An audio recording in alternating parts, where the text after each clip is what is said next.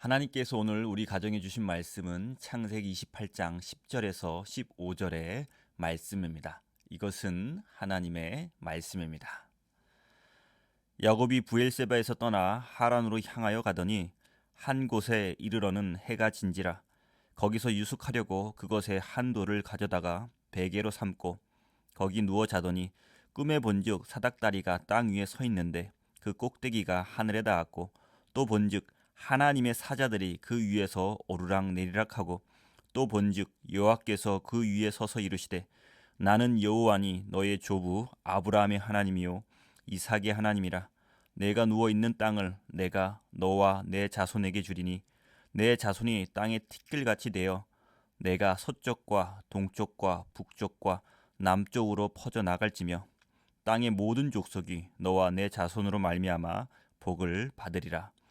내가 너와 함께 있어 내가 어디로 가든지 너를 지키며 너를 이끌어 이 땅으로 돌아오게 할지라. 내가 내게 허락한 것을 다 이루기까지 너를 떠나지 아니하리라 하신지라. 아멘. 우리 인간의 만남에는 노사연님의 만남이라는 노래처럼 우연이 아닌 운명 같은 만남이 있는가 하면 김건모님의 잘못된 만남이라는 노래처럼 만나지 않았으면 더 좋았을 만남도 있습니다. 이 노래들뿐만 아니라 많은 가요들이 인간의 만남을 주제로 하고 있습니다. 이것은 우리 인생에 있어서 만남이 중요함을 방증합니다. 사실 인생 그 자체가 만남이라 할 수 있습니다. 우리는 태어나면서부터 가족들과의 만남으로 인생을 시작합니다. 학창 시절에는 친구들과의 만남으로 이어집니다. 그리고 연인과 배우자라는 만남을 통해 인생의 전환점을 맞이하기도 합니다. 그런데 우리가 인생을 살아가면서 경험하는 이 만남들에는 여러 가지 형태가 있습니다. 시인 정채봉은 만남이라는 시에서 만남의 여러 형태를 이렇게 노래하고 있습니다. 가장 잘못된 만남은 생선과 같은 만남이다. 만날수록 비린내가 묻어오니까. 가장 조심해야 할 만남은 꽃송이 같은 만남이다. 피어 있을 때는 환호하다가 시들어버리면 버리니까. 가장 비천한 만남은 건전지와 같은 만남이다. 힘이 있을 때는 간수하고 힘이 다 닳았을 때는 던져버리니까. 가장 시간이 아까운 만남은 지우개 같은 만남이다. 금방의 만남이 순식간에 지워져 버리니까. 가장 아름다운 만남은 손수건과 같은 만남이다. 힘이 들 때는 땀을 닦아주고 슬플 때는 눈물을 닦아주니까.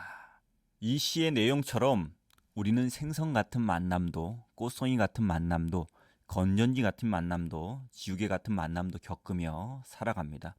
이런 잘못된 만남 때문에 때론 후회하고 때론 아파하며 살아갑니다.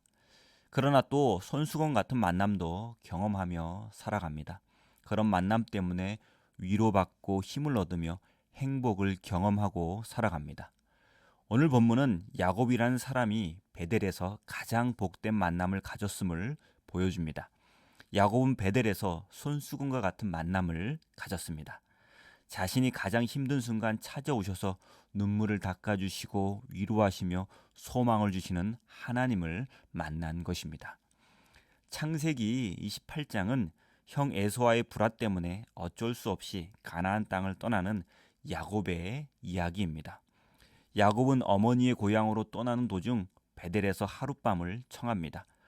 그곳에서 야곱은 일생일대의 중요한 만남을 경험합니다. 바로 하나님과의 만남입니다. 야곱은 이 만남으로 인해 20년 동안의 타향살이를 잘 버틸 수 있었습니다. 야곱이 베델에서 하나님을 만난 이 이야기는 하나님이 어떤 분이신지 잘 계시해 줍니다. 먼저 언제나 함께 하시는 하나님입니다. 15절 상반절에서 하나님께서 야곱에게 내가 너와 함께 있어 내가 어디로 가든지 너를 지키며 라고 말씀하십니다. 야곱이 가는 곳이면 언제 어디서나 하나님께서 함께 하시겠다는 약속입니다.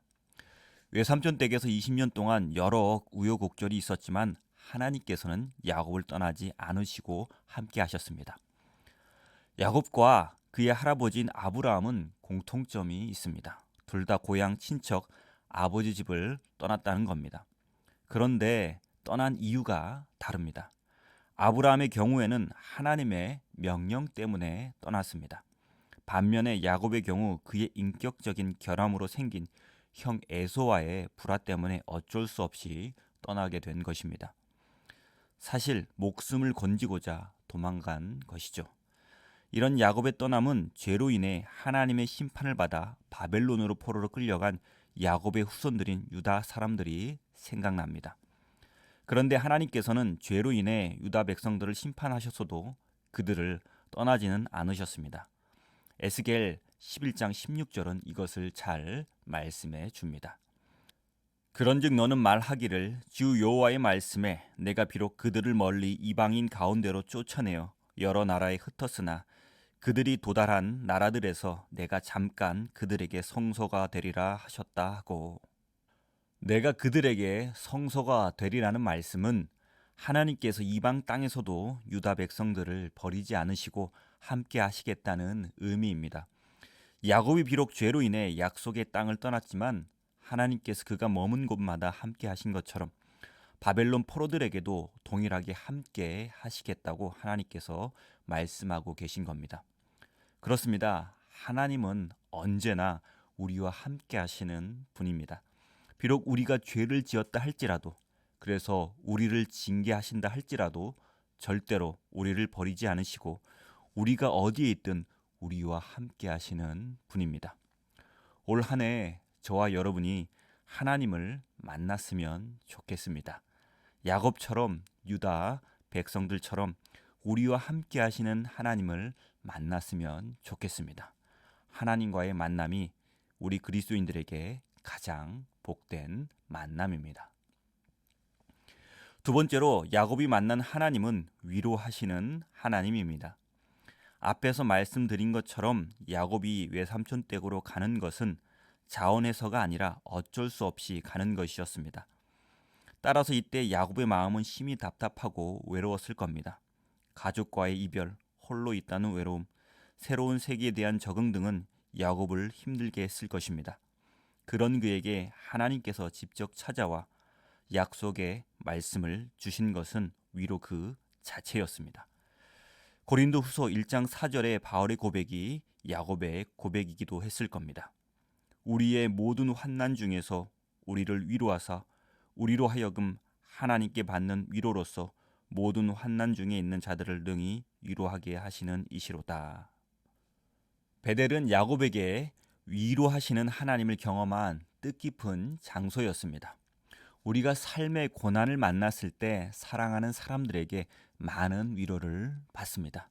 물론 힘이 되지만 그 위로의 힘은 오래가지 못합니다. 야곱처럼 하나님을 깊이 만날 때 우리는 그 고난의 여정을 헤쳐나갈 힘을 얻고 삶을 살아갈 수 있습니다. 그렇습니다. 하나님은 위로하시는 분입니다. 비록 죄를 지어 하나님의 심판을 받을지라도 하나님은 우리를 위로해 주시는 분입니다. 올 한 해 저와 여러분이 하나님을 만났으면 좋겠습니다. 야곱처럼 우리를 위로하시는 하나님을 만났으면 좋겠습니다. 하나님과의 만남이 우리 그리스도인들에게 가장 복된 만남입니다. 세 번째로 야곱이 만난 하나님은 소망을 주시는 하나님입니다.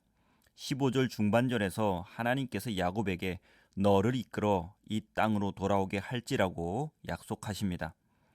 야곱은 외삼촌 댁이 있으면서 이 약속을 굳게 잡습니다. 즉 다시 고향으로 돌아갈 날이 있을 것이라는 소망을 가지고 살았습니다.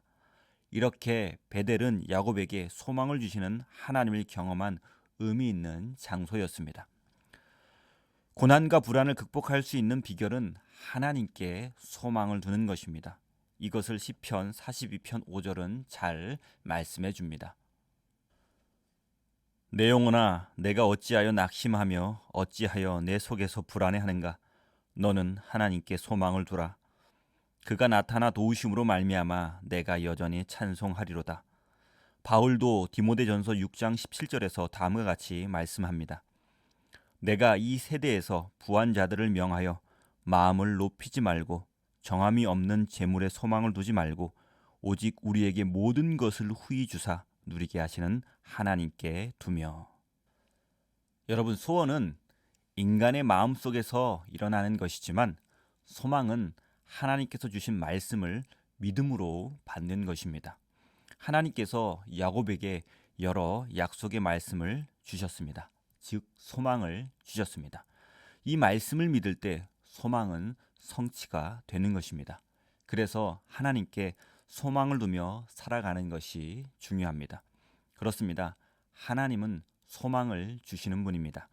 비록 죄를 지어 하나님의 심판을 받을지라도 하나님은 우리에게 소망을 주시는 분입니다. 올 한 해 저와 여러분이 하나님을 만났으면 좋겠습니다. 야곱처럼 우리에게 말씀으로 소망을 주시는 하나님을 만났으면 좋겠습니다. 하나님과의 만남이 우리 그리스도인들에게 가장 복된 만남입니다. 사랑하는 성도 여러분, 우리 그리스도인들에게 가장 소중한 만남은 하나님과의 만남입니다. 언제나 우리와 함께 하시고 어떤 고난 가운데서도 우리를 위로하시며 말씀을 통해 우리에게 소망을 주시는 하나님을 만나는 것이 가장 큰 복입니다. 여러분, 새해 복 많이 받으십시오. 무엇보다 하나님을 깊이 만나는 복을 받으시기 바랍니다. 기도하겠습니다. 하나님 아버지, 우리가 삶을 살아가다가 야곱처럼 우리의 연약함으로 인해 고난을 받을 때가 있습니다. 그때 야곱에게 하셨던 것처럼 언제나 우리와 함께하여 주시옵소서. 우리를 위로해 주시옵소서. 그리고 우리가 절망이 아닌 하나님께 소망을 두며 살아가게 하옵소서. 올 한 해 하나님과의 복된 만남을 기대합니다. 하나님을 깊이 만나는 복된 한 해 되게 하여 주시옵소서. 모든 말씀 우리 주 예수 그리스도 이름으로 기도드리옵나이다. 아멘.